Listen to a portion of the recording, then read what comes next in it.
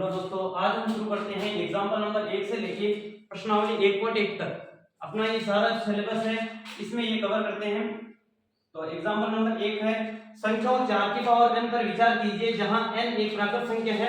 जांच कीजिए कि क्या n का कोई ऐसा मान है जिसके लिए 4 की पावर n अंक शून्य पर समाप्त होता है। इसका मतलब क्या है कि 4 की पावर n पर हमें विचार करना है कि ऐसी कोई प्राकृत संख्या है कि n का मान जिन पे अगर n का मान कुछ ले 1 2 3 4 5 6 जो भी ले, तो फिर अगर ले तो फिर ये अंक है, ये 4 की पावर है वो 0 पे समाप्त हो जाए। किस पे समाप्त हो जाए?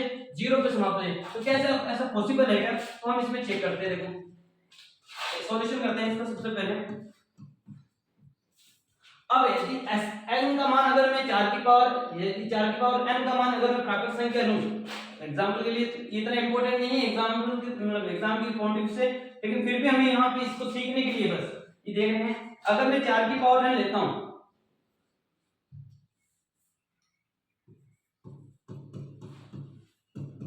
n का मान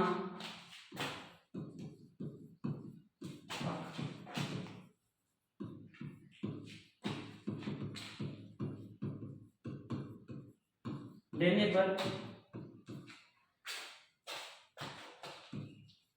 जो 4 की पावर n का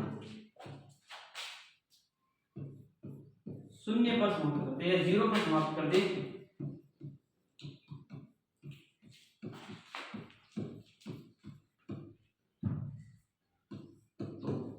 ये किससे विभाजित? क्योंकि 4 की पावर n अगर मैं 0 कर देता हूं तो 0 पे समाप्त हो जाएगी। इसका मतलब क्या है कि वो अब 0 से विभाजित है कि नहीं हम जानते हैं। 0 कब विभाजित होता है? जब वो किससे विभाजित होता है? तो 5 से समाप्त कर दे तो वह 5 से विभाज्य होगा। किससे विभाज्य होगा? तो 5 से विभाज्य होगा।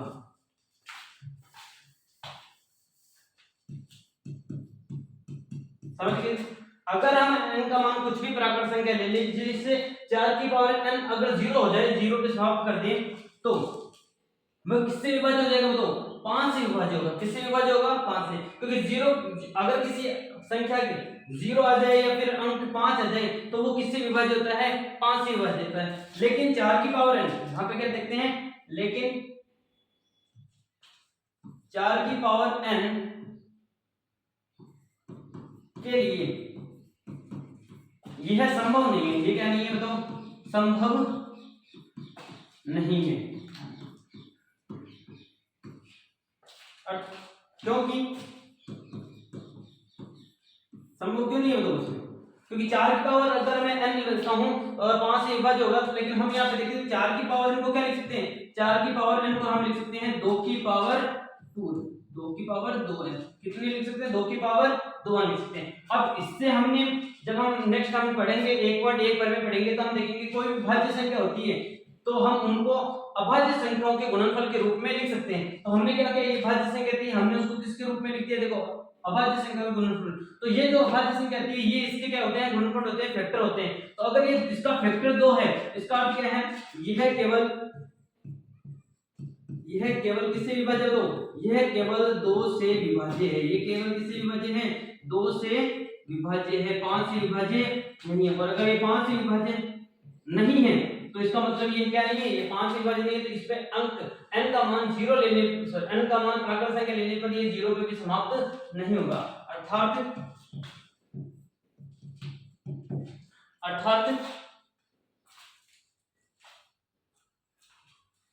इसका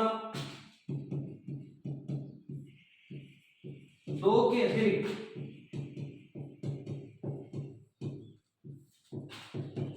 कोई गुणनखंड नहीं है, कोई गुणनखंड नहीं। ठीक है, इसका अर्थ क्या है कि इसके अतिरिक्त ये इसका कोई भी 2 के अतिरिक्त इसका कोई गुणनखंड नहीं है, तो ऐसा n का कोई मान विद्यमान नहीं होगा। अतः n का कोई मान विद्यमान नहीं होगा जिसके लिए 4 की पावर n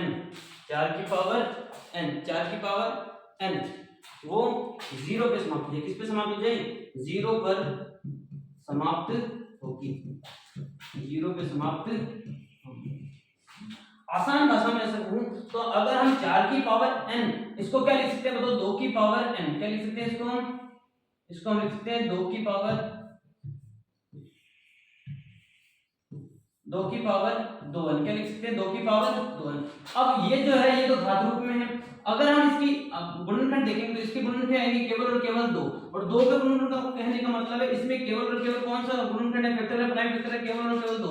अगर इसमें 2 है और हम चाहते हैं कि इसको 0 हो जाए, इसका 0, और 0 होने का अर्थ है कि इसमें 5 का भाग जाएगा, इसका मतलब इसका एक गुणनखंड 5 होना चाहिए, लेकिन इसके तो केवल और केवल कौन गुणनखंड है? केवल और केवल 2 ही गुणनखंड है। अगर इसका 5 नहीं होगा तो ऐसी कोई संख्या n का मान कोई होगा ही नहीं, तो जो इस मान को 0 कर दे। कितना कर दे बताओ? 0 कर दे। समझ गए इस चीज को? ये जो क्वेश्चन है हम प्रश्नावली 1.1 में भी पढ़ेंगे, और उसमें भी ऐसा सेम टू सेम क्वेश्चन दिया गया है। जहां पे अच्छे से समझेंगे वहां पे कुछ बेसिक ही बताएंगे, नॉर्मली इतना इंपॉर्टेंट नहीं है क्वेश्चन, ठीक है। नेक्स्ट क्वेश्चन, ये हमारे लिए थोड़ा इंपॉर्टेंट क्वेश्चन है, ध्यान रखना। क्या दिया गया है? एग्जांपल नंबर 2, संख्याओं 6 और 20 के अभाज्य गुणनखंड विधि से एचसीएफ तथा एलसीएम ज्ञात कीजिए। यानी इन संख्याओं के हमें क्या करने हैं? प्राइम फैक्टर निकालने, अभाज्य गुणनखंड करने, और उनके साथ से उनके एचसीएफ और एलसीएम ज्ञात करने। हमने पिछली क्लास में एलसीएम कैसे निकालते हैं, एचसीएफ कैसे निकालते हैं, ये हमने देखा था। यहाँ कुछ एग्जांपल दिए हैं, उनकी सहायता से हम पूरे सॉल्यूशन करेंगे। देखते हैं। सबसे पहले क्या करना है आपको? 6 के और 20 के प्राइम फैक्टर करने हैं। 6 के और 20 के, तो 6 के और 20 के हमने क्या किया बताओ? Prime factor. ये 6 के प्राइम फैक्टर क्या हो जाएंगे? तो 2 से डिवाइड किया, पहले 2 से इसमें भाग देंगे तो क्या आएगा बताओ? 3, और फिर 3 में 3 का भाग देंगे कितना आएगा बताओ? 1। फिर इसी प्रकार 20 में देंगे 2 का भाग देंगे। सबसे छोटी अभाज्य संख्या, सबसे छोटी अभाज्य संख्या 2 होती है, सबसे पहले 2 से डिवाइड करेंगे, फिर उससे बड़ी अभाज्य संख्या अगर नहीं जाएगा तो उससे बड़ी, फिर अगर उससे नहीं जा रहा तो फिर उससे बड़ी अभाज्य संख्या का यूज करेंगे इसमें। फिर 2 से इसमें देंगे तो 20 में 2 का भाग देंगे कितना आएगा बताओ? 10। वापस 10 में 2 का भाग देंगे कितना देगा बताओ? 5। अब 5 में 2 का नहीं जाता, 5 में 3 का भी नहीं जाता, तो 5 में किस अभाज्य संख्या का भाग जाएगा? ओनली 5 का भाग देगा। तो हम इसको क्या लिख देते हैं यहाँ पर? इसको लिख देते हैं 6 को क्या लिख सकते हो? तो 6 का भाग 2 * 3 क्या लिख सकते हैं? 2 * 3। और बताओ 20 को क्या लिख सकते हैं? 20 को हम लिख सकते हैं 2 * 2 * 5। क्या इनको हम घातों के रूप में लिख सकते हैं? यस, तो हम इसको घातों के रूप में लिख देते हैं। 2 की पावर 1 रे कितनी हो जाएगी? 2 की पावर 2 इंटू 5 की पावर कितनी हो जाएगी? तो 5 की पावर 1 कितनी हो जाएगी? 5 की पावर 1। अब हम बात करते हैं एचसीएफ। किसकी बात करते हैं? एचसीएफ। एचसीएफ कैसे निकालते हैं? तो हमने देखा था पिछली क्लास में कि एचसीएफ कैसे निकालते हैं। तो जो हमारे पास में दो जो संख्याएं दे रखी है उनमें जो कॉमन या उभयनिष्ठ जो अभाज्य गुणनखंड है उनको लिखना है और उनकी maximum power sorry minimum power को क्या करना है? गुणा करना है। तो इन दोनों में कॉमन फैक्टर कौन सा बताओ? तो इन दोनों में कॉमन फैक्टर है मेरे पास में 2। क्या है तो इसमें कॉमन फैक्टर क्या बताओ? इसमें 2 क्या है? 2। अब इनमें मिनिमम पावर देखते हैं। यहाँ पावर कितनी है? 2, और यहाँ पावर कितनी है? तो 1। तो इनकी मिनिमम पावर या न्यूनतम पावर या सबसे कम पावर कितनी है? तो 1 ही है। और 2 की पावर 1 कितना होता है? तो 2 की पावर 1 होता है केवल और केवल 2 ही होता है। कितना होता है? तो 2 की पावर 1। तो हमारे पास में एचसीएफ जो आ जाएगा वो कितना आ जाएगा? 2। सिमिलरली हम बात करते हैं एलसीएम की। एलसीएम क्या होगा? एलसीएम होता है जितने भी हमने जो संख्या दे रखी है उनके मैक्सिमम, जो इसमें जितने भी हमें प्राइम फैक्टर दिख रहे हैं 2 3 2 5, इनमें सभी को आपको लिखना है। तो हम क्या लिखेंगे? 2 लिखेंगे। क्या हमारे पास में प्राइम फैक्टर 3 है? यस। क्या हमारे पास में प्राइम फैक्टर 5 है? यस। तो हम ये अब इनकी मैक्सिमम पावर लेंगे। तो 2 की मैक्सिमम पावर यहाँ 1 है, यहाँ 2 है, तो मैक्सिमम कितनी है? 2। 3 की पावर यहाँ 1 है, यहाँ पे भी 1 है, यहाँ पे 5 की पावर 1 है तो 1 ही। अब हम इनको सॉल्व करेंगे तो कितना आ जाएगा? 2 का स्क्वायर कितना होता है? 4 होता है। 4 को इससे गुणा करेंगे 3 से तो कितना हो जाएगा? 12 आ जाएगा। और 12 को जब 5 से गुणा करेंगे तो हमारा कितना आंसर आ जाएगा? 60 आ जाएगा। कितना आ जाएगा? तो 60 आ जाएगा। ठीक है, तो हमारा जो एलसीएम आ जाएगा वो कितना आ जाएगा? 60। वापस रिपीट कर देते हैं। पहले उन संख्याओं की क्या कर रहे हैं? हमें प्राइम फैक्टर करने हैं, अभाज्य गुणनखंड करने हैं। उनके बाद में इनको अगर एचसीएफ पूछ रहा है तो उनकी उन्हीं संख्याओं की जो कॉमन फैक्टर है, जो उभयनिष्ठ अभाज्य गुणनखंड है उनको लिखना है, उनकी मिनिमम पावर लिखनी है। और एलसीएम में जितने भी आपको अभाज्य गुणनखंड दिख रहे हैं उन संख्याओं को लिखना है, उनकी मैक्सिमम पावर को गुणनफल के रूप में लिखना है, सोल्व करना है। ठीक है, नेक्स्ट तीसरा एग्जांपल है अभाज्य गुणनखंड विधि द्वारा 96 और 404 का एचसीएफ ज्ञात कीजिए। तो फिर इनका एलसीएम ज्ञात कीजिए। सबसे पहले हमें क्या करना है? और एलसीएम ज्ञात करने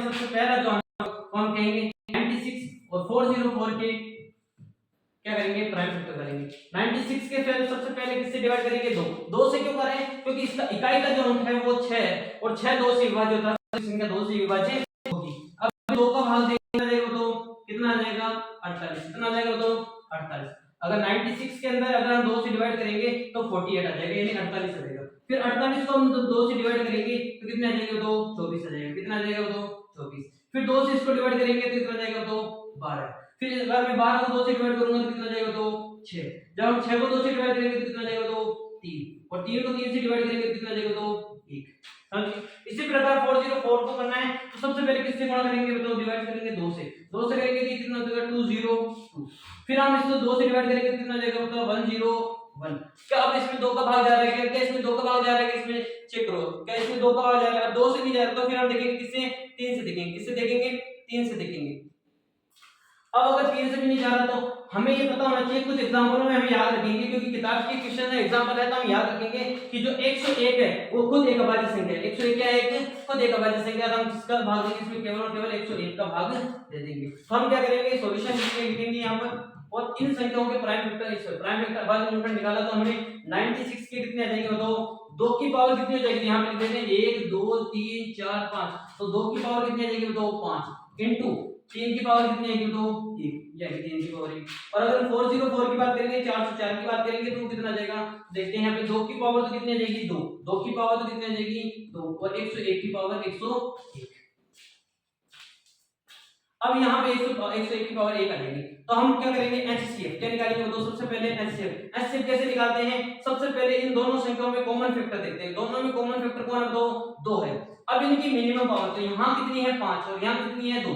दोनों में सबसे छोटी संख्या है, सबसे कम संख्या कौन सी है, तो हमने देखा 2 ही है। तो 2 की पावर 2 कितनी रहेगी, तो 2 की पावर 2 कितनी होती है, एचसीएफ हमारा आ जाएगा 4। कितना आ जाएगा, तो 4। ठीक है। नेक्स्ट हमारे पास में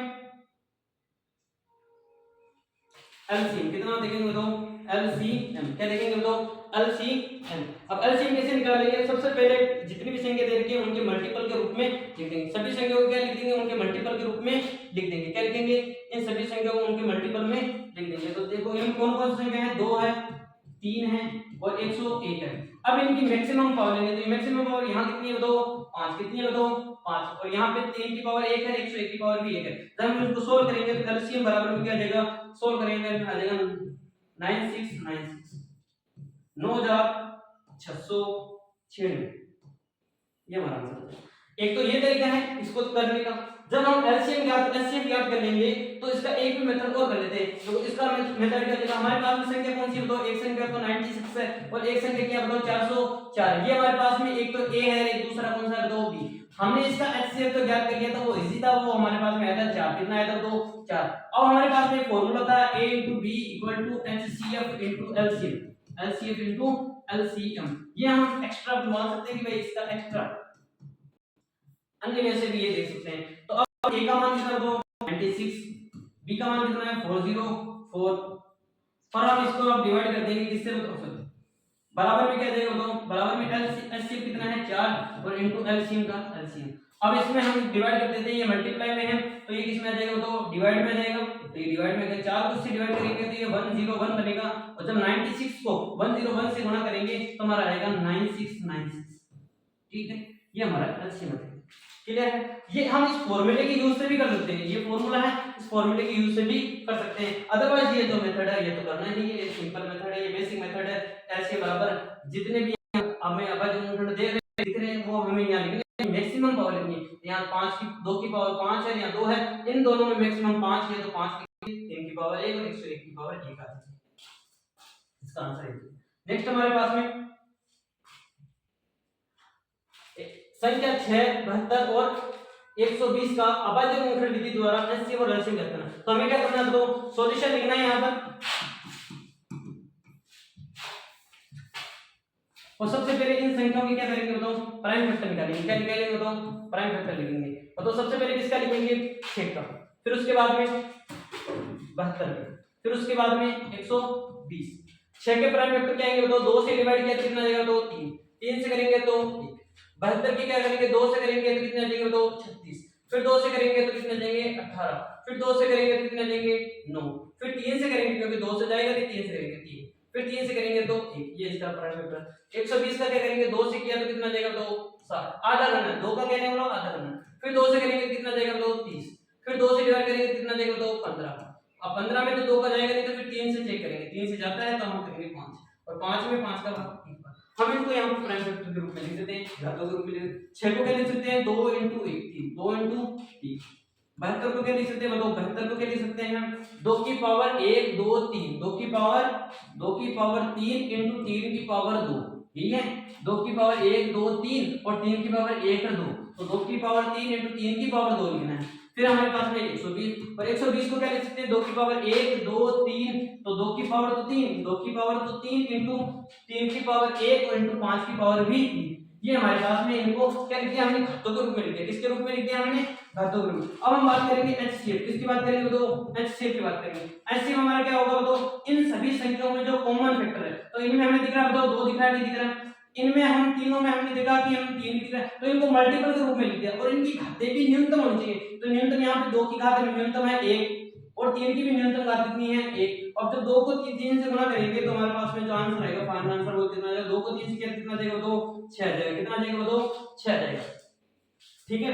2 की पावर 3 कितना जाएगा, तो 6 आ जाएगा। नेक्स्ट सिमिलरली हमें क्या करना है, इनका एलसीएम निकालना है। क्या निकालना है, तो एलसीएम निकालना है। और एलसीएम कैसे निकालते हैं, बताओ एलसीएम कैसे निकालेंगे, एलसीएम क्या निकालेंगे, कैसे निकालेंगे एलसीएम। तो हमें क्या करना है, जितने भी हमें प्राइम वेक्टर दिख रहे हैं वो लिखो। तो हमें 2 दिख रहा है, ठीक है, 3 दिख रहा है, 3 ठीक है, और फिर 5 भी दिख रहा है। अब इनकी मैक्सिमम पावर लेनी, तो 2 की मैक्सिमम पावर कितनी है, तो 2 की मैक्सिमम पावर 3 है। 3 की मैक्सिमम पावर कितनी है, तो यहाँ पे 1 है, यहाँ 2 है, यहाँ 1 है, तो 2 आ जाएंगे मैक्सिमम, और 5 की पावर 1 है, 5 की पावर 1 है। अब हम इसको करेंगे तो बराबर पावर 3 कितना होता है, पावर 3 होता है 8 को जब 5 से करेंगे कितना 40, और फिर इसको गुणा करेंगे तो कितना जाएगा 36, यानी 360, यानी 360। ये हमारा आंसर आ जाएगा, क्या आ जाएगा, ठीक है। ये हमारे पास में कुछ एग्जांपल थे 1 2 3 4। ये नेक्स्ट हम आगे प्रश्नावली पढ़ेंगे 1.1, वो हम इसमें आगे पढ़ते हैं, ठीक है। देखें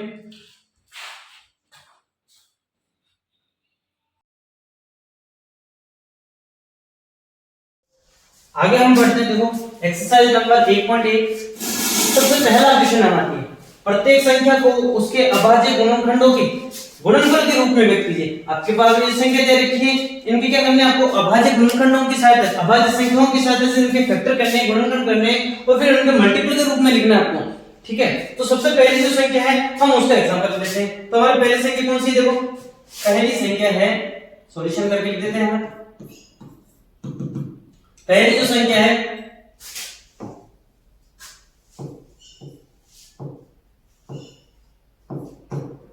140, ठीक है। पहली जो संख्या है कितनी है, 140। अब इसका सॉल्यूशन करते हैं। तो पहले अब क्या करेंगे, सबसे पहले जो 3 है, 3 फैक्टर को बनाएंगे। तो 140 लिखा इधर। सबसे छोटी जो अभाज्य संख्या होती है वो होती है 2। 2 से हम अगर से डिवाइड करेंगे तो आ जाएगा 70, फिर वापस 2 से डिवाइड करेंगे तो आ जाएगा 35, फिर 3 से तो इसमें जाएगा नहीं, फिर इसके बाद देखेंगे 5, और 5 से करेंगे तो जो संख्या आएगी वो आएगी 7, और फिर 7 से इसको डिवाइड करेंगे तो वो आ जाएगा ये। तो हमारा जो ट्री फैक्टर है, जो हमारा जो वृत्त अभाज्य गुणनखंड वाला है, तो इसमें हमारे जो फैक्टर आएंगे वो आएंगे 2 2 5 7। तो 140 के जो फैक्टर आएंगे, 140 के जो फैक्टर आएंगे उनके गुणनखंडों को हम कैसे लिखेंगे, 2 मल्टीपल 2 मल्टीपल 5 मल्टीपल 7। अगर इन्हीं को हमें घातों के रूप में लिखना है तो हम क्या करेंगे, 2 की पावर 2 इंटू 5 की पावर 1 इंटू 7 की पावर 1, ठीक है।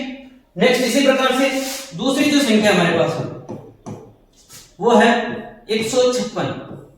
सिमिलरली हम ऐसे करेंगे, 156 के फैक्टर करेंगे ऐसे, पहले 2 से करेंगे तो आ जाएंगे 7 बार गए, यहाँ पे 15 में देंगे सबसे पहले डिवाइड, तो 7 बार जाएगा, फिर इसमें देंगे, यहाँ 1 बचेगा और यहाँ जाएगा 8 बार। सिमिलरली वापस 2 से डिवाइड करेंगे, 3 बार डिवाइड होगा, सॉरी, और यहाँ ना देंगे। अब वापस 3 से डिवाइड करेंगे, 1 और 3, फिर 13 से, क्योंकि 13 एक अभाज्य संख्या है तो अभाज्य संख्या से करना पड़ेगा।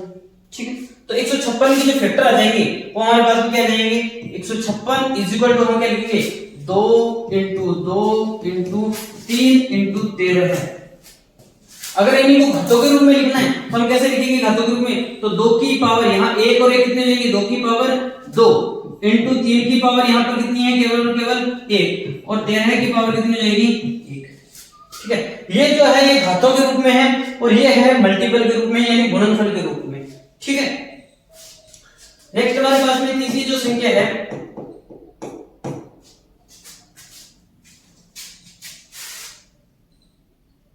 वो है 3825। 3825 तो हम क्या करेंगे इसमें, सबसे पहले 3825 के फैक्टर करेंगे। तो 3825 के फैक्टर करेंगे तो हमने सबसे पहले देखा क्या इसमें 2 से डिवाइड हो रहेगा, तो हमारे पास में विभाज्यता के कुछ नियम होते हैं। जैसे 2 की विभाज्यता के नियम क्या होंगे कि जिस संख्या की, किसी भी संख्या की अगर इकाई का अंक 2 है, 4 है, 6 है, 8 है और 0 है, इसका मतलब सम संख्या है, तो हम उसमें 2 का डिवाइड कर सकते हैं, 2 का भाग दे सकते हैं। अगर नहीं है तो फिर उसमें 2 का भाग नहीं जाएगा।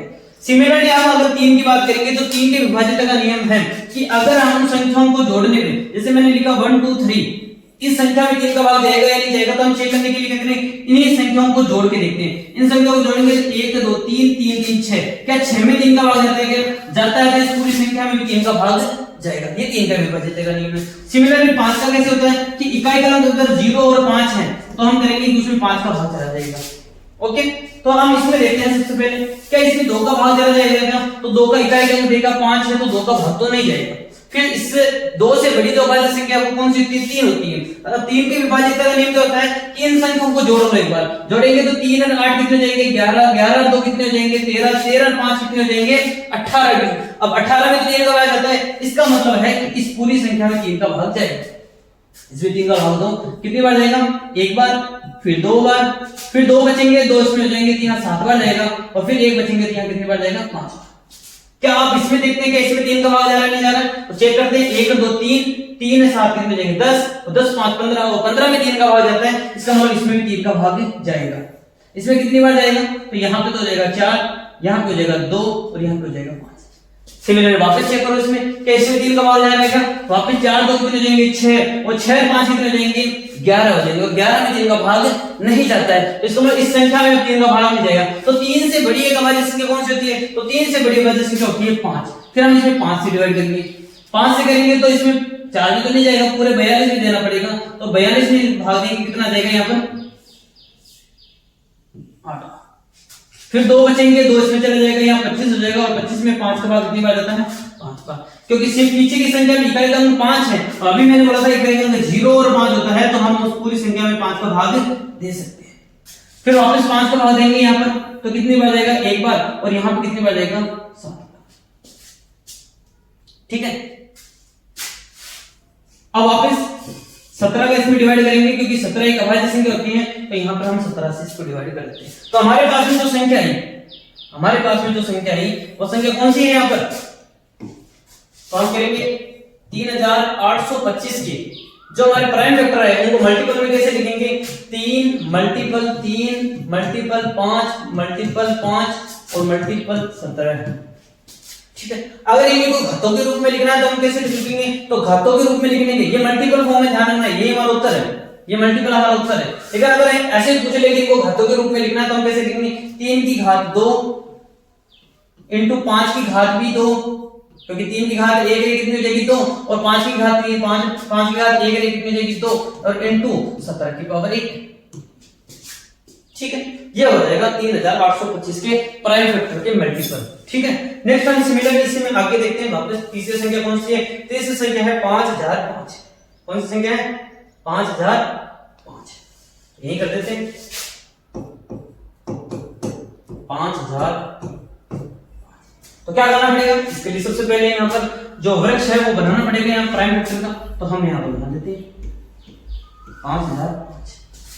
ठीक है, तो 5005 सबसे पहले हम इसमें देखेंगे 2 का भाग तो नहीं जाता इसमें, 2 का भाग क्योंकि इकाई का अंक 5 है तो यहाँ पे 2 का भाग तो नहीं जाएगा, लेकिन यहाँ पर अगर 3 का भाग देखेंगे तो इसमें 3 का भाग भी नहीं जाएगा, लेकिन यहाँ पर हम सबसे पहले देखेंगे 5 का भाग देना।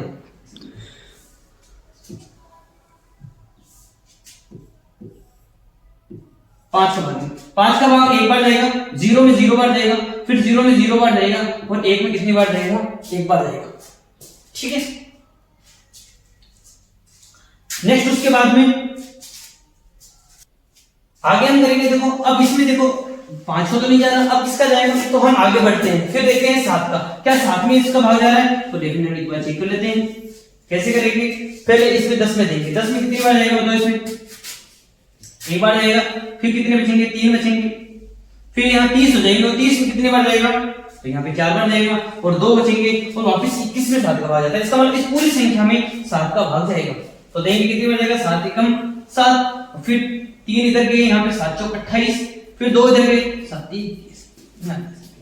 अब क्या इसमें 7 का भाग जाएगा, तो 7 दूनी 14 आ जाएगा, लेकिन 3 में फिर डिवाइड नहीं होगा तो 7 में नहीं जाएगा, इसका 7 का भाग इसमें नहीं जाएगा। फिर 7 से बड़ी संख्या कौन सी होती है, अभाज्य संख्या, तो 11 होती है, तो 11 हम इसमें डिवाइड करेंगे। चेक करते हैं एक बार के लिए, तो 11 इसमें जा रहा नहीं जा रहा, तो देखिए पहले सबसे पहले 11 एक बार जाएगा, 3 बचेंगे, 33 में वापस 3 बार जाएगा, इसका मतलब 11 का इसमें भाग चला जाएगा।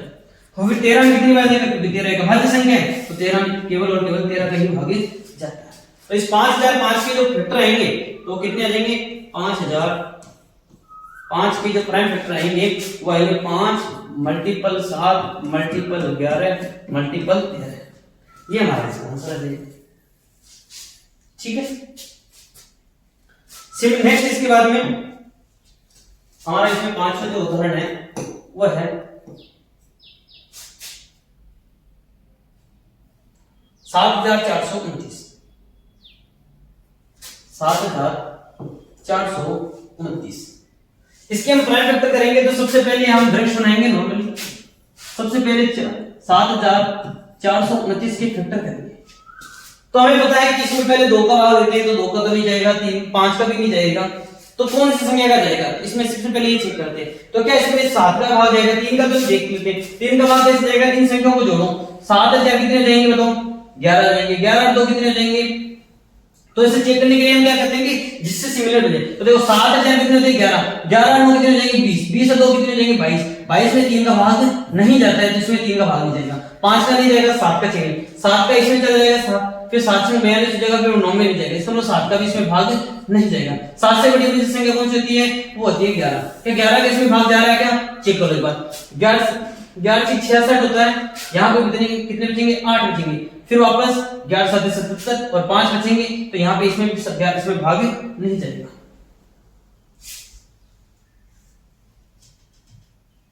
अब 11 से बड़ी अभाज्य संख्या कौन सी होती है, वो होती है 13। क्या 13 का इसमें भाग जा रहा है क्या, तो इसमें 13 का, तो नॉर्मली हम इसमें चेक करेंगे कि किस किस संख्या का अभाज्य संख्या का भाग जाता है। ठीक है, तो सबसे पहले इसमें भाग देंगे 13 का, इसमें एक बार क्लोज करें।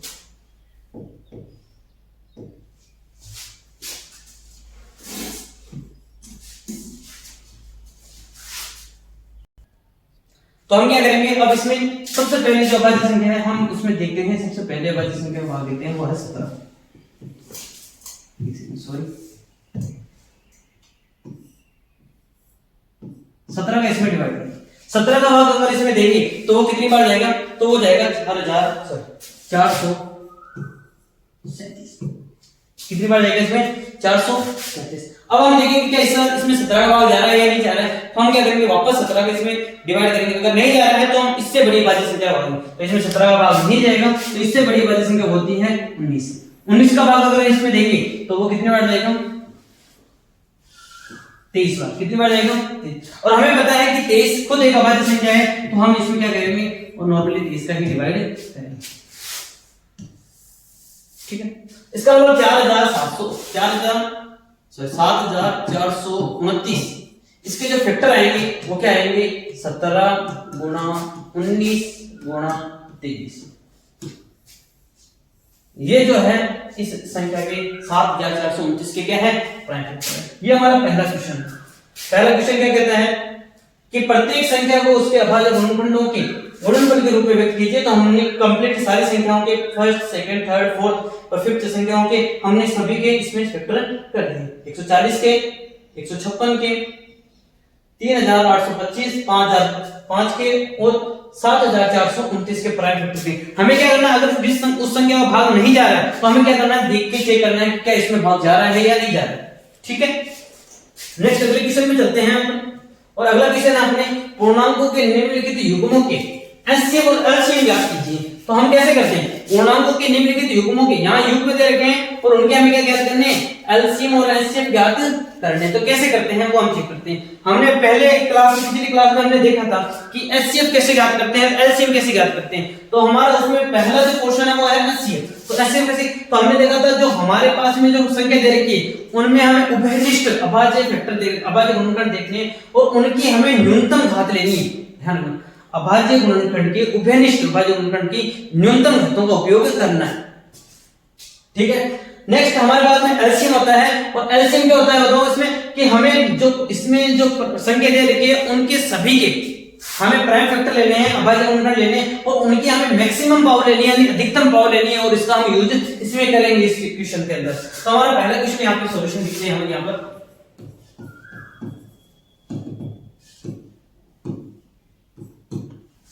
पहला क्या दे रखा है 26 और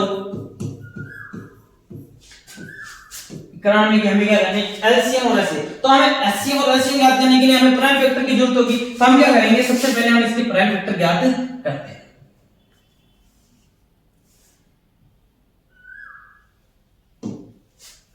तो सबसे पहले 26 के प्राइम फैक्टर करेंगे।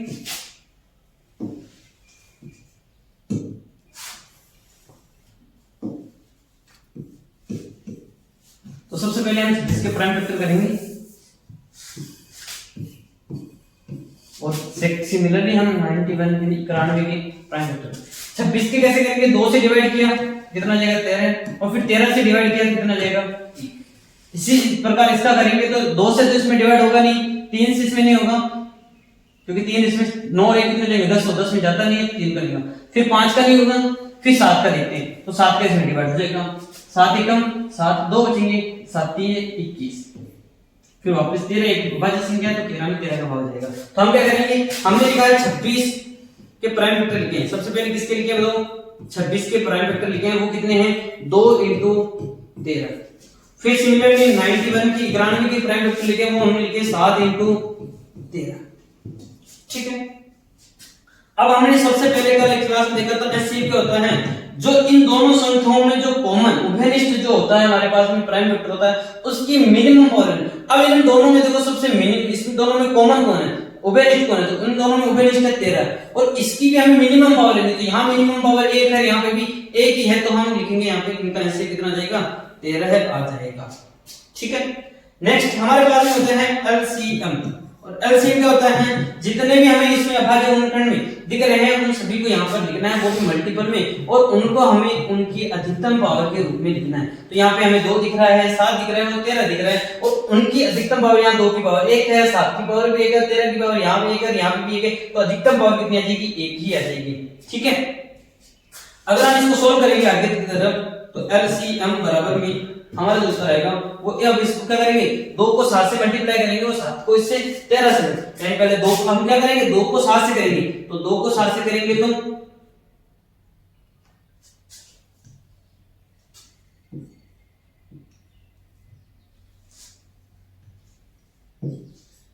14 हो जाएगा और यहाँ पर कितना हो जाएगा 13। अब इसको मल्टीप्लाई करना है। ठीक है, इससे जो हमें प्राप्त होगा वो हमारा क्या हो जाएगा, एलसीएम प्राप्त हो जाएगा। ठीक है,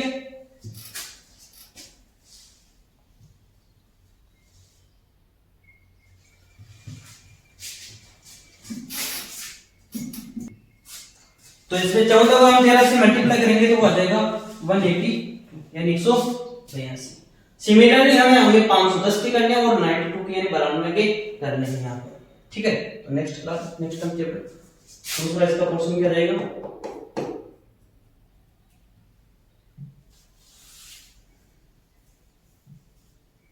पाँच सौ 510 और 92, 510 और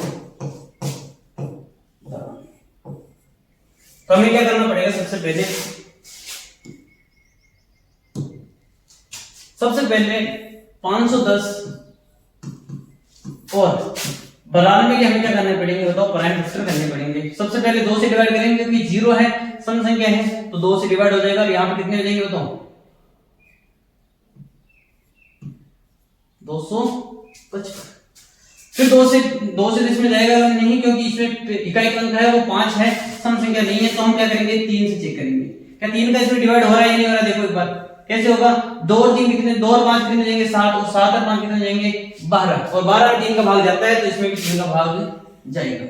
तो यहाँ पे सबसे पहले 3 का भाग देंगे, सॉरी, तो कितनी बार जाएगा इसमें 8 बार, 1 बचेगा, और यहाँ पे कितने जाएंगे। नेक्स्ट हमारे पास में अब क्या इसमें 3 का भाग जा रहा है क्या, तो इसमें चेक करेंगे 8 5 13 होते हैं, और 13 में 2 का भाग 3 का भाग नहीं जाता है, तो हम इसमें 3 का भाग नहीं देंगे, हम सबसे पहले देखेंगे 5 का। 5 का इसमें जा रहा है 1 बार, और इसमें कितनी बार जाएगा 7 बार। फिर 17 एक अभाज्य संख्या है तो 17 का भाग इसमें 17। फिर 2 से 92 को करेंगे तो 2 से करेंगे तो कितने आ जाएंगे यहाँ पर 46। फिर इसको 2 से करेंगे तो कितने आ जाएंगे 23, और 23 एक अभाज्य संख्या है तो 23 का भाग 23 में। तो क्या करेंगे, सबसे पहले घातों के रूप में लिखेंगे। 510 को क्या लिख सकते हैं बताओ, 2 की पावर 1 इंटू 3 की पावर 1 इंटू 5 की पावर 1 इंटू 17 की पावर 1, और फिर 92 को क्या लिख सकते हैं बताओ, 92 लिख सकते हैं 2 की पावर 2, 2 की पावर, या फिर ऐसे लिखते हैं 2 मल्टीपल 2 मल्टीपल 23। अब इनको घातों के रूप में लिखेंगे तो घातों के रूप में क्या लिखेंगे, तो 2 की पावर तो 2 हो जाएगी और 23 की पावर 1 हो जाएगी। हम बात करते हैं यहाँ पर HCF की, इसकी बात करते हैं, और HCF क्या हो जाएगा हमारे पास में, दोनों में जो कॉमन फैक्टर है वो देखते हैं। तो दोनों में जो कॉमन फैक्टर है, देखो इसमें 2 है, इसमें भी 2 है, तो कॉमन फैक्टर 2 हो जाएगा, और इनकी मिनिमम पावर लेनी, तो इसमें मिनिमम, यहाँ पे इसकी पावर कितनी है 2, और यहाँ पे इसकी पावर कितनी है 1, तो यहाँ पे मिनिमम पावर लेंगे तो हमारे पास में कितनी आएगी 1, और 2 की पावर 1 भी होती है वो 2 ही होती है, ठीक है।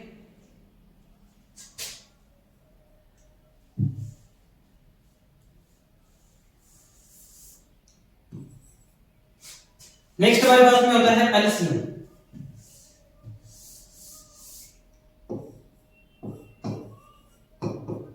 एलसीएम क्या करेंगे, इन संख्याओं में जो दे रखा है जितने भी प्राइम फैक्टर है उन सभी को लिखना। तो हमें इन पूरी दोनों संख्याओं में 2 भी है, 3 भी है, 5 भी है, 17 भी है और 23 भी है। अब इनकी मैक्सिमम पावर लेनी है, तो मैक्सिमम पावर तो 2 की पावर यहाँ पे तो 1 है, लेकिन यहाँ पर कितनी है 2 है, तो यहाँ पे 2 की पावर कितनी आएगी, 2 आएगी। 3 की पावर यहाँ 1 है, यहाँ पे कुछ नहीं है तो यहाँ पर 0 है। यहाँ पे 5 की पावर 1 है, यहाँ पे 5 की पावर 0 है। यहाँ 17 की पावर 1 है, यहाँ 17 की पावर 0 है। यहाँ 23 की पावर 1 है, लेकिन यहाँ पे 23 की पावर 0 है, तो मैक्सिमम पावर यहाँ पे लिखी गई है, लेकिन 2 की पावर यहाँ पे 1 है, यहाँ पे 2 है, तो हम 2 की पावर 2 लिख दिया। जब हम इसको सोल्व करेंगे कंप्लीटली तो हमारे पास में जो एलसीएम आएगा वो कितना आएगा, 2 की पावर 2 इंटू 3 की, तो यहाँ हम इनको सबसे कंप्लीटली पहले सोल्व करेंगे। 2 को यहाँ पे 3 से मल्टीप्लाई करेंगे, 2 की पावर 2 कितना होगा 4, और 4 को फिर 3 से बनाएंगे, 4 3 12, और 12 पांच की 60 इंटू 17 इंटू 23, ठीक। हमने पहले इसको थोड़ा बहुत सोल्व किया है। सोल्व करने के बाद में सबसे पहले तो फिर हम इसको आगे करेंगे 60 इंटू 17 इंटू 23, जब इसको सोल्व करेंगे तो हमारा जो एलसीएम आएगा वो कितना आ जाएगा, बताओ इसमें एलसीएम कितना आ जाएगा 23,460, ठीक है। हम इसको ब्रैकेट में डाल देते हैं, ये हमारा एलसीएम आ जाएगा और ये हमारा एचसीएफ आ जाएगा। क्लियर है। सबसे पहले इन दोनों संख्याओं की क्या करने हैं, हमें प्राइम फैक्टर करने हैं। प्राइम फैक्टर करने के बाद में हम इनको मल्टीपल के रूप में, घातों के रूप में लिखना है। घातों के रूप में लिखने के बाद एचसीएफ क्या होता है, इनकी मिनिमम, इन कॉमन फैक्टर की मिनिमम पावर देखनी है, तो यहाँ पे मिनिमम पावर 1 है, यहाँ पे 2 है, तो मिनिमम पावर यहाँ पर 1 ही आएगी। और फिर एलसीएम के अंदर जितने भी फैक्टर दे रखे हैं प्राइम फैक्टर वो सारे लिखने हैं और उनकी मैक्सिमम पावर लिखनी है। तो यहाँ पे 2 की पावर 1 है, लेकिन यहाँ पे 2 की पावर 2 है, तो यहाँ पे मैक्सिमम पावर कितनी आ जाएगी, 2 आ जाएगी। तो यहाँ पे हमने जब इनको सोल्व किया तो हमारे पास में 60 इंटू 17 इंटू 23 आ जाएगा और कंप्लीटली जो हमारा आंसर आ जाएगा वो 23,460 आ जाएगा, ठीक है। नेक्स्ट हमारे पास में एक और सवाल है इसका, और वो है हमारे पास में 336 और 54। कितना है मतलब 336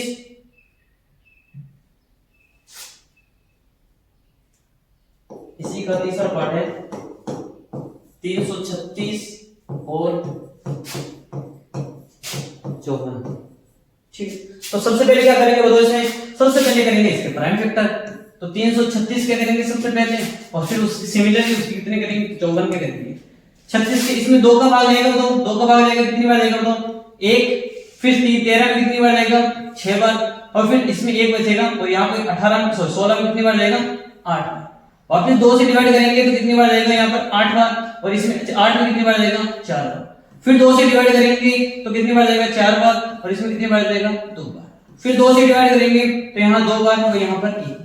इन दोनों को जोड़ने पे अब 2 का तो नहीं जाएगा, लेकिन जोड़ने पे 3 का भाग जाता है, इसका मतलब इसमें 3 का भाग जाएगा, और 3 का भाग कितनी बार जाता है इसमें, 7 बार। और 7 एक अभाज्य संख्या है तो इसमें केवल किसका भाग जाएगा, केवल 7 का। नेक्स्ट क्वेश्चन देखते हैं, 2 से इसको डिवाइड करेंगे तो कितनी बार जाएगा, तो 2 बार, और यहाँ कितनी बार जाएगा, तो 7 बार। अब इसमें 2 का तो नहीं जाएगा, लेकिन फिर 3 का जाएगा, तो 3 का कितनी बार जाएगा, तो इसमें 9 बार। फिर इसमें 3 का भाग कितनी बार जाएगा, तो 3 बार। फिर 3 से डिवाइड करेंगे तो 1 बार। तो हमारे पास में जो संख्या है 336 और 54, तो इनके प्राइम फैक्टर क्या देंगे हमारे पास में, तो 2 की पावर कितनी आ जाएगी यहाँ पे, तो 336 की यहाँ पे पावर 2 की पावर 1 2 1 2 3 और 4, तो 2 की पावर कितनी आ जाएगी, तो 4 इंटू 3 की पावर 1 इंटू 7 की पावर 1, 3 की पावर 1 इंटू 7 की पावर 1, ये हमारे पास में इसमें 336 के प्राइम फैक्टर देंगे। और 54 की क्या देंगे, 2 की पावर 1 इंटू 3 की पावर 3, 2 की पावर 1 इंटू 3 की पावर 3, 3 की पावर कितनी आ जाएगी, 1 2 और 3, तो 3 की पावर 3 आ जाएगी। अब हमारे पास में जो ज्ञात करना है वो है हमारे एचसीएफ। एचसीएफ क्या ज्ञात करेंगे, तो इन दोनों संख्याओं में जो कॉमन फैक्टर है उनके मल्टीपल लेने और फिर उनकी मिनिमम पावर लेनी। तो हमें देख रहे हैं कि इसमें भी 2 है, इसमें भी 2 है, प्राइम फैक्टर 2 ले लिया। फिर इसमें देखते हैं इसमें भी 3 है, इसमें भी 3 है, तो हमने 3 भी ले लिया। लेकिन अब इनकी मिनिमम पावर लेनी है, यहाँ पे 4 की पावर कितनी है बताओ, 4 की पावर यहाँ पे कितनी है बताओ, 4 की पावर 4, सॉरी 2 की पावर 4 है, यहाँ 2 की पावर कितनी है बताओ, 1 है। तो यहाँ पे दोनों में मिनिमम पावर वो कितनी है, 1। यहाँ पे 3 की पावर 1 है, यहाँ 3 की पावर 3 है, तो यहाँ पे इनकी मिनिमम पावर कितनी आ जाएगी, 1। हम 7 को इसलिए नहीं लिख रहे क्योंकि इन दोनों में उभयनिष्ठ नहीं है, इसमें तो 7 है लेकिन इस संख्या में 54 में 7 संख्या नहीं है इसकी। तो हमारे पास में जो एचसीएफ आएगा वो एचसीएफ कितना जाएगा, 2 की पावर 1 इंटू 3 की पावर 1, 2 को 3 से मल्टीप्लाई करेंगे तो कितना जाएगा, तो 6 आ जाएगा। नेक्स्ट हमारे पास में एलसीएम। एलसीएम कैसे क्या करेंगे, जितने भी फैक्टर दिख रहे हैं उनकी मैक्सिमम पावर लेनी है, तो 2 इंटू 3 इंटू 7, ये इतने मल्टीप्लाई, तो 2 की पावर मैक्सिमम लेनी है, तो 2 की पावर मैक्सिमम कितनी है, वो इसमें 4 है। 3 की पावर मैक्सिमम लेनी है, तो यहाँ 3 की पावर मैक्सिमम कितनी है, वो 3 है, वो 7 की पावर 1 है। तब हम इसको सोल्व करेंगे तो एलसीएम बराबर में 2 की पावर 4 कितना होता है, 2 की पावर 4 कितना होता है बताओ, सबसे पहले 2 की पावर 4, 2 की पावर 4 कितना हो जाएगा बताओ, 16, और 3 की पावर 3 कितना होता है बताओ, 27 इंटू 7। जब हम 16 को 27 से मल्टीप्लाई करेंगे और जो संख्या आएगी जब हम उसको 7 से मल्टीप्लाई करेंगे तो जब हमारा आंसर आ जाएगा वो हमारा आंसर आ जाएगा 3024। कितना आ जाएगा, 3024। ये हमारा एलसीएम है, ये हमारा एलसीएम है। सबसे पहले इनके प्राइम फैक्टर करने हैं, प्राइम फैक्टर करने के बाद में हमें इनको इन रूप में लिखना है, और नेक्स्ट हमें एचसीएफ क्या होता है, इनकी दोनों में जो कॉमन फैक्टर है उभयनिष्ठ है वो लेना है, फिर उनके मल्टीपल की मिनिमम पावर लेनी है, और जो मिनिमम पावर को हम सोल्व करेंगे वो हमारा एचसीएफ हो जाएगा। और एलसीएम के लिए जितने भी हमारे पास में प्रत्येक की जो प्राइम फैक्टर है उनको सभी को यहाँ लिखना है, उनकी मैक्सिमम पावर लिखना है, और रखने के बाद जो हमारा आंसर आ जाएगा वो हमारा क्या आ जाएगा, एचसीएफ आ जाएगा। ठीक है, नेक्स्ट हमारे पास में सवाल है अभाज्य गुणनखंड विधि द्वारा हमें क्या करना है, तो अभाज्य गुणनखंड करने हैं, उनकी विधि के द्वारा हमें क्या करना है, निम्नलिखित पूर्णांकों के एचसीएफ और एलसीएम ज्ञात कीजिए। हम पीछे वाले में देख रहे हैं एक बार, तो हम पीछे वाले संख्या में जाते हैं, तो यहाँ पर कितनी संख्या थी, यहाँ पर केवल और केवल 2 संख्या थी, यहाँ पर कितनी संख्या थी, 2 संख्या थी। नेक्स्ट हमारे पास में क्वेश्चन है अभाज्य गुणनखंड विधि द्वारा निम्नलिखित पूर्णांकों के एचसीएफ और एलसीएम ज्ञात कीजिए। तो हम क्या करेंगे, इन संख्याओं के प्राइम फैक्टर करने, तो प्राइम फैक्टर क्या हो जाएंगे, तो सबसे पहले इसके करेंगे, पहले क्या दे रहे हैं, तो 12 15 और 21, हम इसके प्राइम फैक्टर करेंगे। तो प्राइम फैक्टर क्या हो जाएगा, तो इसमें सबसे पहले किसके करेंगे, 12 की, फिर 15 की, और फिर किसके करेंगे बताओ, 21 की। 12 के करेंगे तो 2 हो जाएगा, यहाँ पे 2 इसको करेंगे तो 3 हो जाएगा, और 3 से इसको करेंगे तो 1। 15 के कितने आएंगे तो 5, और 5 से करेंगे तो इसको 1। फिर इसके 21 के कितने जाएंगे तो 3 से करेंगे तो 7 हो जाएगा, और 7 से करेंगे क्योंकि 7 अविभाज्य संख्या तो 7 इसके प्राइम फैक्टर आ जाएंगे। हम इसको इसी रूप में लिख देते हैं यहाँ पर। सबसे पहले 12 को लिखेंगे, 12 इज इक्वल टू कितना हो जाएगा, 2 इंटू 2 की, अब यहाँ पे इनको घातों के रूप में लिख देते हैं, तो बताओ 2 की पावर यहाँ पे 2 और 2 कितनी हो जाएगी बताओ, 4, सॉरी 2 की पावर यहाँ पे कितनी हो जाएगी, 1 है, कितनी हो जाएगी बताओ, 2 हो जाएगी, इंटू 3 की पावर 1। फिर सिमिलरली हम 15 के करेंगे तो 15 के फैक्टर क्या आ जाएगी बताओ, 3 इंटू 5। फिर 21 के फैक्टर क्या आ जाएगी बताओ, 3 इंटू 7। हम क्या ज्ञात करेंगे तो एचसीएफ ज्ञात करेंगे। एचसीएफ कैसे ज्ञात करते हैं, इनमें सबसे कॉमन लेते हैं, कॉमन इनमें से देखो इसमें 2 है लेकिन इसमें 2 नहीं है तो इसमें 2 नहीं होगा, फिर 3 इसमें 3 इसमें 3 इसमें, तो यहाँ पे क्या लिखेंगे 3, और मिनिमम पावर सब में 1 है तो 1 आ जाएगा, हमारा एचसीएफ जो आ जाएगा वो कितना आ जाएगा, 1 3 आ जाएगा। फिर हम देखेंगे एलसीएम, तो एलसीएम कैसे करेंगे बताओ, सबसे इनमें सबसे मैक्सिमम पावर लेनी है तो 2 की पावर कितनी है तो 2 की पावर 2 इंटू 3 की पावर भी मैक्सिमम लेनी है, 3 की पावर मैक्सिमम 1 ही है, इंटू 5 की पावर 1 इंटू 7 की पावर। जब हम इसको सोल्व करेंगे तो हमारा जो एचसीएफ आ जाएगा, एलसीएम आ जाएगा वो कितना आ जाएगा तो इसमें एलसीएम बराबर 2 को 2 से मल्टीप्लाई करेंगे 4 आ जाएगा, 4 को 5 से करेंगे यहाँ 20 आ जाएगा, और 7 से 21 आ जाएगा, 21 को जब हम 20 से गुणा करेंगे तो 420, ठीक है, ये हमारा आ जाएगा 420 हमारा एलसीएम आ जाएगा। नेक्स्ट हमारे पास में इसी संख्या को हम आगे करते हैं,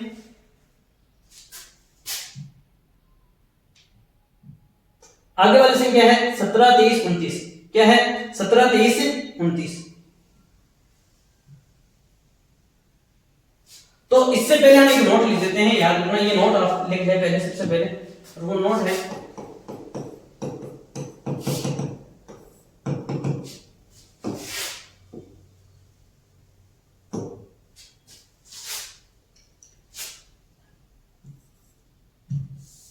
दो नोट लिख लिया आप, अभाज्य संख्याओं के लिए, अभाज्य संख्याओं के लिए क्या होगा तो अभाज्य संख्याओं के लिए जो एचसीएफ होता है, एचसीएफ, तो अभाज्य संख्याओं के लिए जो एचसीएफ होता है वो होता है हमेशा हमेशा के लिए कितना होता है, जितने भी आपके पास में जितनी अभाज्य संख्या दे देंगे तो उनका एचसीएफ कितना आएगा, 1 आएगा, और एलसीएम कितना आएगा तो एलसीएम हमारे उसमें आएगा उन सभी संख्याओं का मल्टीपल, यानी सभी संख्याओं का मल्टीपल, सभी संख्याओं का गुणनफल, संख्याओं का गुणनफल। ध्यान, अभाज्य संख्याओं के लिए ही लागू होगा, ध्यान रखना, उनका एचसीएफ तो हमेशा क्या आएगा, ऑलरेडी 1 आएगा, और एलसीएम क्या होगा, सभी संख्याओं का गुणनफल आएगा। सिमिलरली आप एक नोट इसमें रखें, सह अभाज्य संख्या, जिसको बोलते हैं कोप्राइम नंबर, सह अभाज्य संख्या,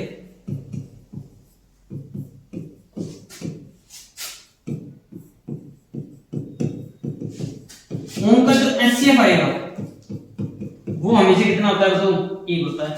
ये आपको इंपॉर्टेंट है, दोनों ध्यान रखना, परीक्षा की दृष्टि से दोनों ही नोट इंपॉर्टेंट होते हैं यहाँ पर, कि अभाज्य संख्याओं का हमें एचसीएफ पूछेगा तो वो भी कितना होता है 1, और सह अभाज्य संख्याओं का एचसीएफ भी कितना होता है 1 होता है, और अभाज्य संख्याओं के एलसीएम की बात करेंगे तो सभी संख्याओं का गुणनफल आएगा, ठीक है।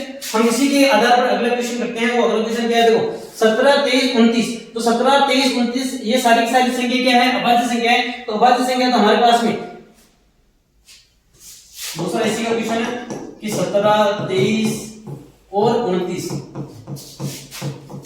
उनके हमारे पास में, अब देखो सारी अभाज्य संख्या है, तो अभाज्य संख्या तो इनका एचसीएफ तो कितना आ जाएगा तो 1 आ जाएगा, और एलसीएम की बात करेंगे तो इनका एलसीएम क्या आ जाएगा, इन तीनों का मल्टीपल, तो 17 23 इंटू 29, अब इनका मल्टीपल है वो यहाँ पर लिख देना, जो हमारा आंसर आ जाएगा वो हमारा इसमें आंसर आ जाएगा, ठीक है। नेक्स्ट उसके बाद अभी थर्ड इसका 8 9 और 25, 8 9 और 25। अब हम यहाँ पे देखते हैं कि 8 9 और 25 क्या है, तो हम यहाँ पे चेक करते हैं कि किसी भी संख्या में कुछ भी कॉमन नहीं, यानी इन दोनों का एचसीएफ कितना है 8 9 और 25, इन दोनों इन सभी संख्या का एचसीएफ कितना आएगा 1 आएगा, क्यों, क्योंकि इनमें किसी भी संख्या कोई भी संख्या इन दोनों सभी में क्या नहीं है, कॉमन नहीं है, वो कॉमन ये फिर भी हम निकाल भी सकते हैं नॉर्मली। तो 8 के प्राइम फैक्टर करेंगे बताओ, 9 के प्राइम फैक्टर करेंगे यहाँ पर और 25 के प्राइम फैक्टर करेंगे। 8 देंगे आ जाएगा तो 2 × 2 4 आ जाएगा, फिर 2 से करेंगे तो 2 आ जाएगा, फिर 2 से करेंगे तो 1। 9 का करेंगे तो 3 से करेंगे 3 आ जाएगा, 3 से करेंगे तो 1 आ जाएगा। 25 का 5 से डिवाइड होता है तो 5 आ जाएगा, 5 से करेंगे तो वापस 5 आ जाएगा। इसका मतलब 8 के प्राइम फैक्टर क्या आएंगे तो 2 की पावर 3, 2 की पावर 1 2 और 3। 9 के कितने देंगे 3 की पावर 2 और 25 के कितने प्राइम फैक्टर देंगे 5 की पावर 2। इनमें कोई भी संख्या कॉमन नहीं है, क्योंकि अब किसी भी संख्या में कुछ भी कॉमन नहीं होता है तो वहां एक तो कॉमन होता ही है, तो इन सभी में कॉमन कुछ नहीं है। तो हमारे पास में यहाँ पर जो कॉमन है वो संख्या है 1। क्या है 1 है। तो इन सब का एलसीएम कितना आ जाएगा, इसका एलसीएम आ जाएगा 1। कितना आ जाएगा 1। तो यहाँ पे हम चेक भी करते हैं अभाज्य सहअभाज्य संख्या कौन सी होती है कि उनका अगर एलसीएम 1 होता है तो वो सहअभाज्य संख्या है। तो इन संख्याओं का एलसीएम कितना 1 है, इसका मतलब ये सारी संख्या क्या है सहअभाज्य संख्या। अभाज्य तो नहीं है, क्योंकि 8 में 2 का भी जाता है, 3 4 का भी जाता है, 9 में 3 का भी जाता है, 25 में 5 का भी जाता है। ये अभाज्य संख्या तो नहीं है, ये संख्या कहलाती है सहअभाज्य संख्या कि इनका एचसीएफ है वो कितना है 1 है। और एलसीएम कैसे करेंगे तो एलसीएम के लिए वही मेथड है, इनकी प्राइम फैक्टर की मैक्सिमम पावर लेनी है। तो यहां पे 2 की पावर 3 × 3 की पावर 2 × 5 की पावर 2। ठीक है, इनको हम सोल्व करेंगे तो हमारा आंसर आ जाएगा। तो एलसीएम बराबर में इसके आपको मल्टीपल खुद को ही करने हैं तो कितने आ जाएंगे वो आप यहाँ पे नोट कर देना।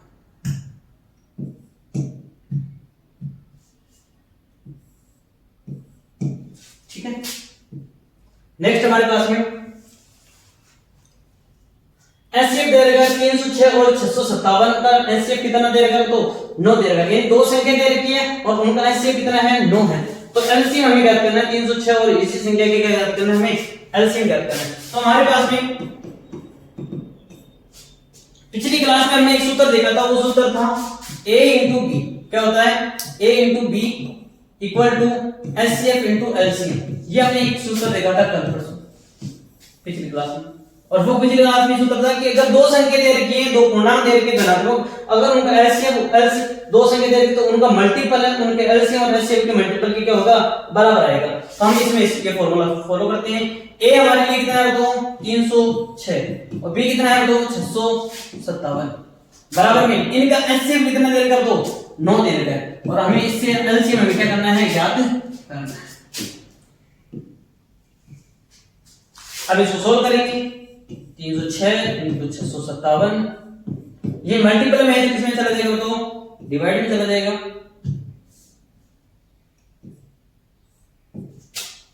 बराबर में कितना जाएगा एलसी। तो इससे अब इसको सोल्व करेंगे, यहाँ पे 9 आ जाएगा। अब इसको हम सोल्व करेंगे, क्या ये 9 से कट रहा है क्वेश्चन क्या तो ऑब्वियसली ये कट रही है 9 कम 9 हो जाएगा।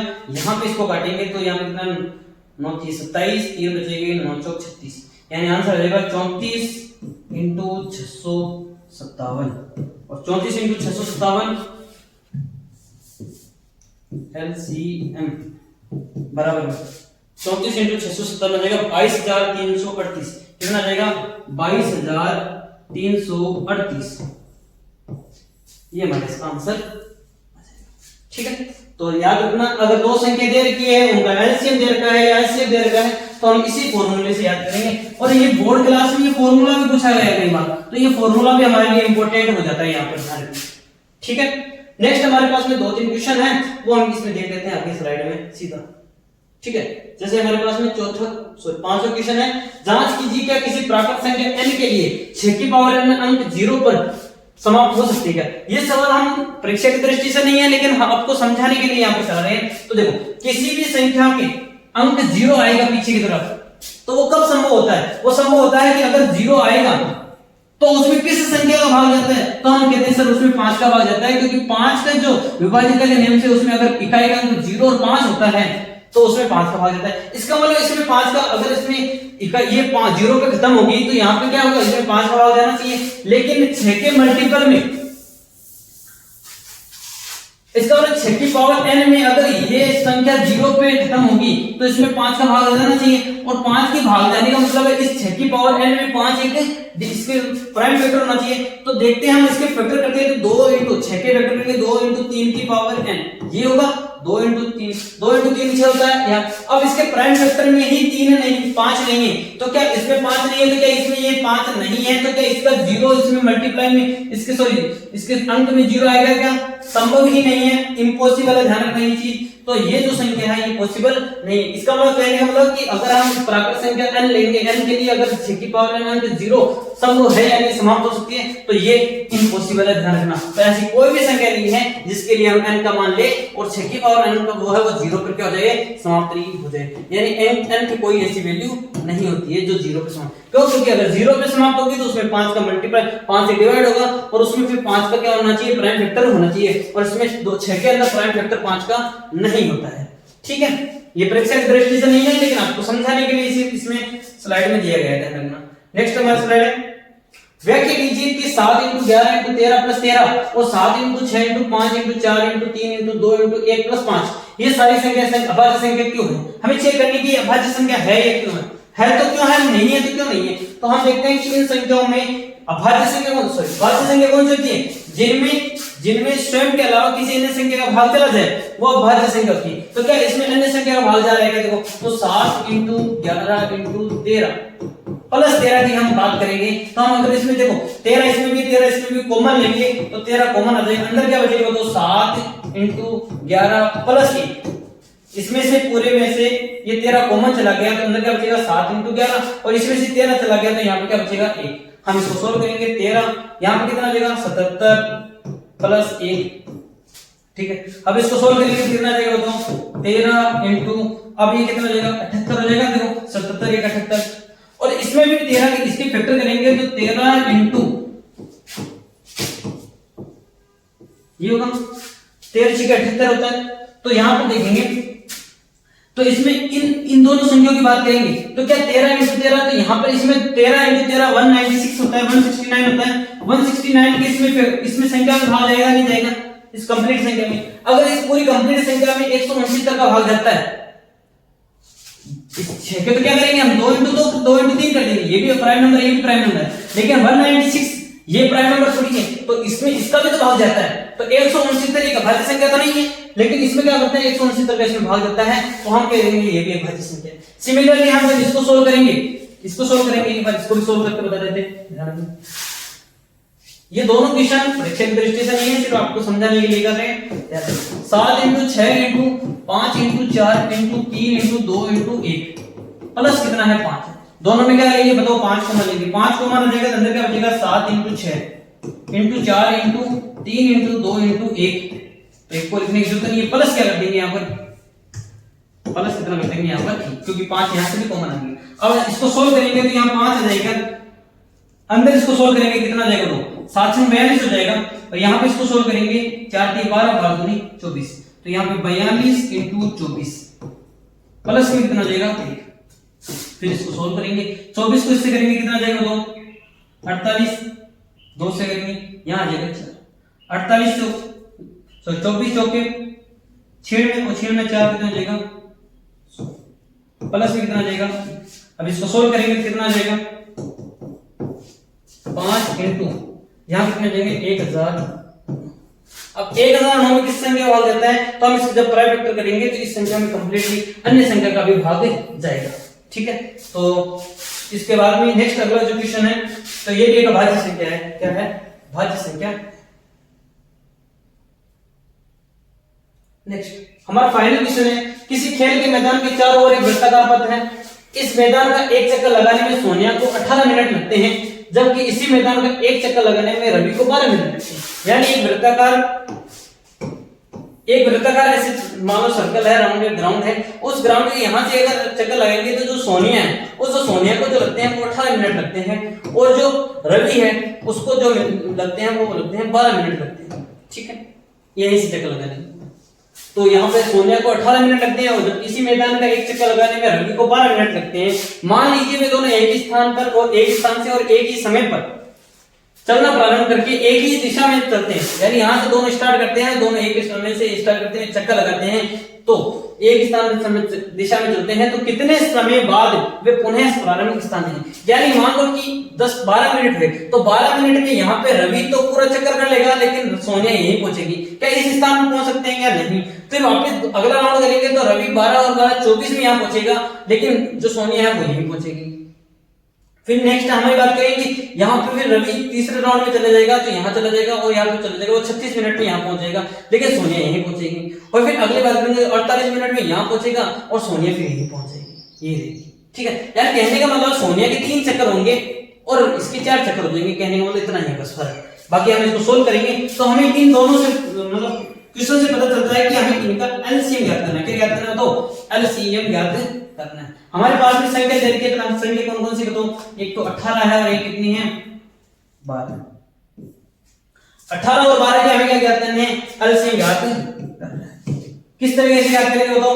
एलसीएम के लिए हमें सबसे पहले इसका प्राइम वेक्टर निकालना है। तो सबसे पहले प्राइम वेक्टर निकलेंगे, बताओ 18 के और किसके? 12। फिर 18 के 2 से करेंगे तो 9 हो जाएगा, 3 से करेंगे तो 3 हो जाएगा, 3 से करेंगे तो 1 हो जाएगा, 12 करेंगे 2 से 6 हो जाएगा, 2 से करेंगे तो 3 आ जाएगा, 3 से करेंगे तो 1 आ जाएगा। हम यहाँ पे इसके प्राइम फैक्टर लिख देते हैं एक बार के लिए।